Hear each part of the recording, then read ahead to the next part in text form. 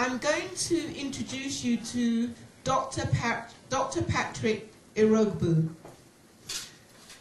Dr. Patrick Iroegbu is a PhD, is the governed anthropologist with a deep interest in teaching and learning.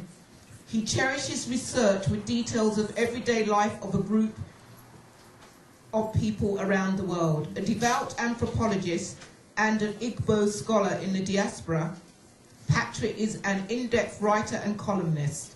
He lectures anthropology in Canada. He is the founder and serves as the Kim Book Series project coordinator of the Father Professor Pantalocon Foundation. His research interests include Igbo medicine, gender and development studies, race and ethnic issues, as well as the diaspora and culture issues. He is a community leader and an activist. He has taught diverse courses in anthropology at the Grant McEwen University and also at the Taylor University College. He is the author of several books. Notable among them are Gender and Bride Wealth, Power in African Society.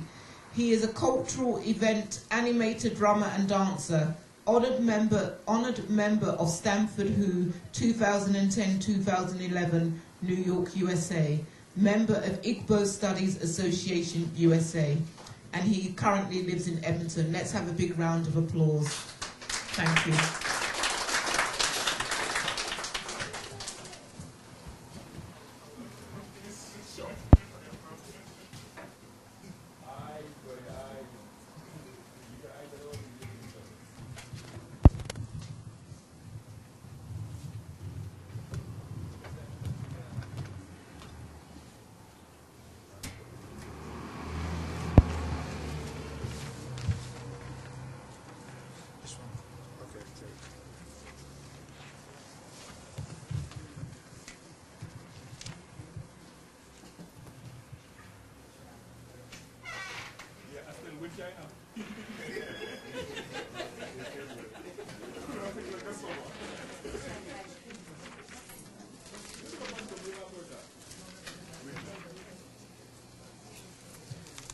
Okay, ladies and gentlemen,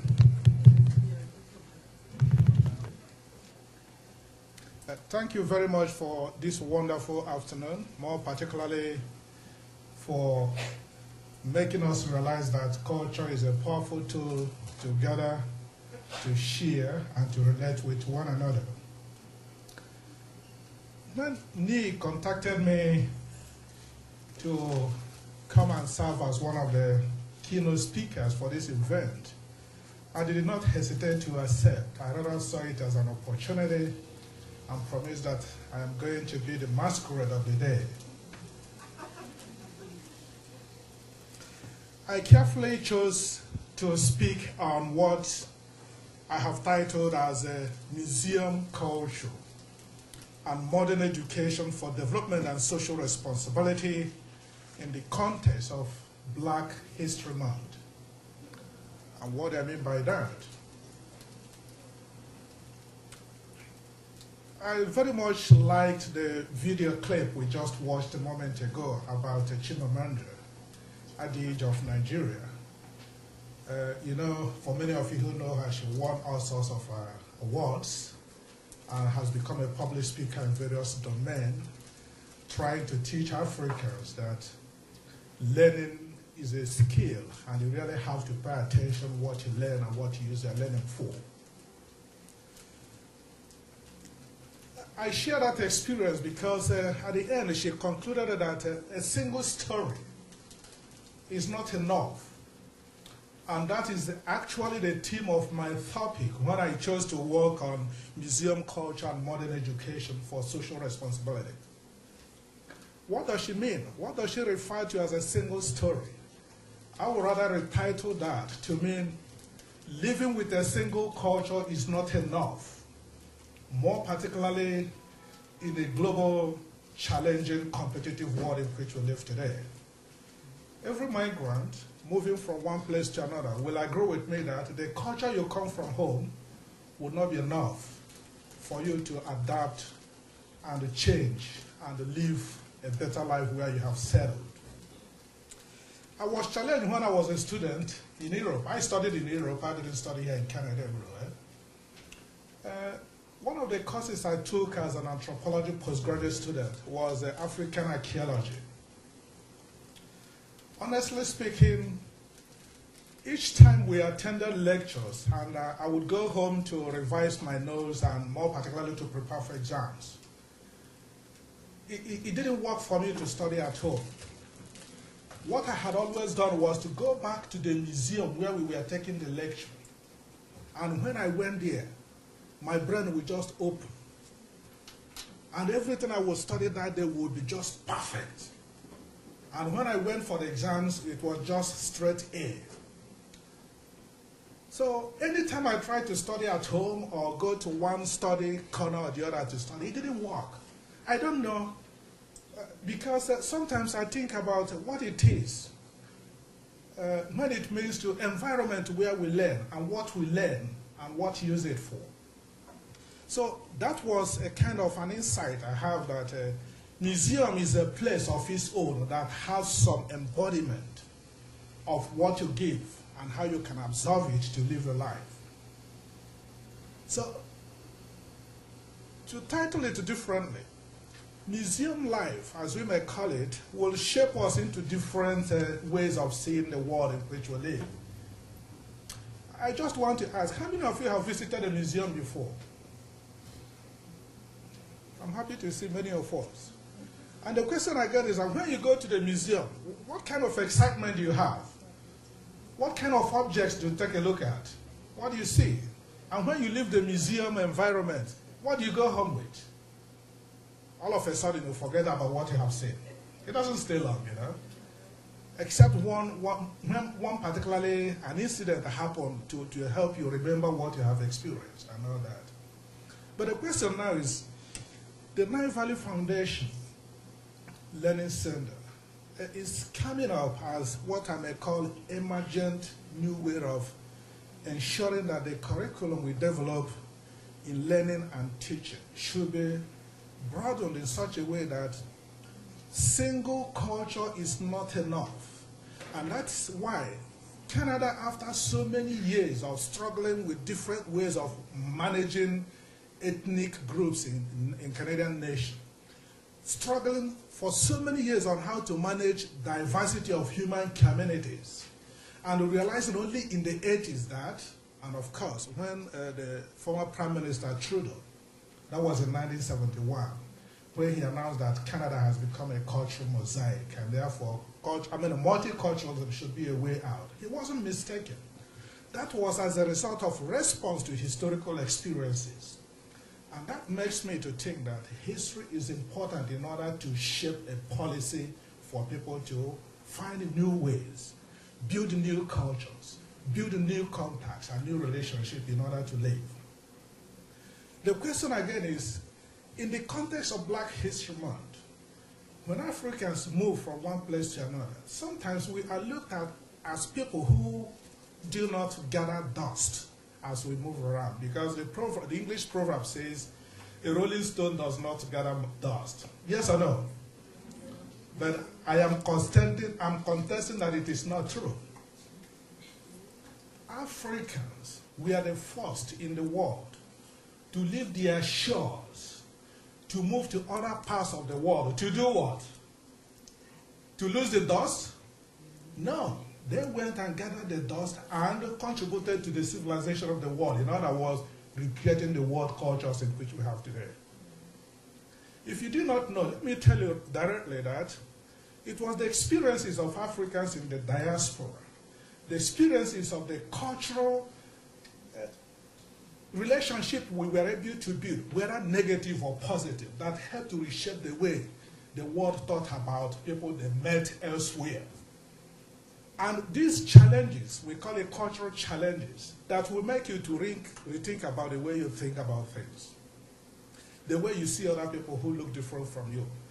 The way you see their thought patterns. The way you see about how they use objects around their neighborhood. The way they construct their buildings. The way they prepare their food. The way they do so many things. And after observing those things, you think people remain in their own cocoon, No. They started changing, but gradually. So that gradual process led us to what we call the fundamental issues around human differences and how to build relationship around them.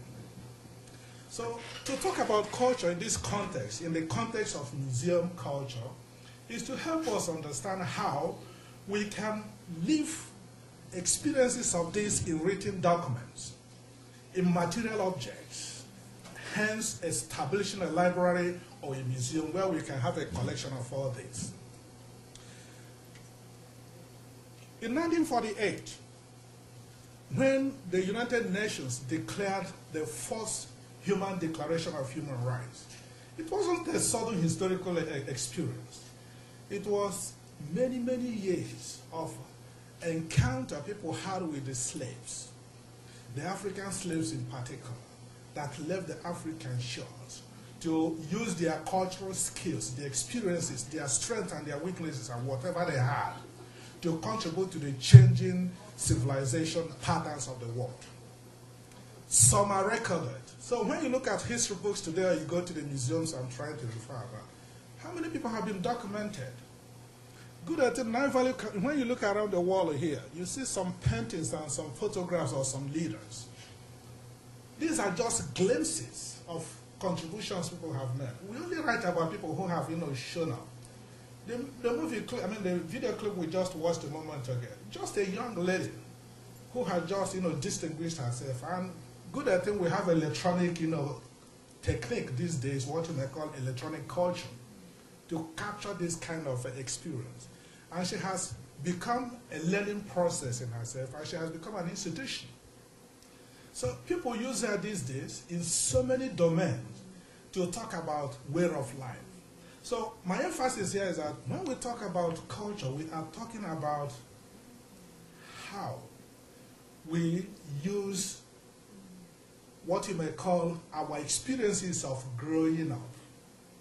And when you move from your family to a larger village circle, to a larger town circle, to your country, to your region, then to other countries, and now to other continents, for example, Africans, an all-black community converging here in Canada. So when I'm seeing you, I'm just seeing you as a mirror of myself. And I'm seeing you to see what I think I have and what I do not have. I will see even how you speak, sometimes how you laugh, sometimes how you dress, how you eat and all that. Those things, form images in me to see how I can. Sometimes I copy what you do without even knowing it, Sometimes when I see you laugh in a very beautiful way, it influences me directly. And I try to imitate that.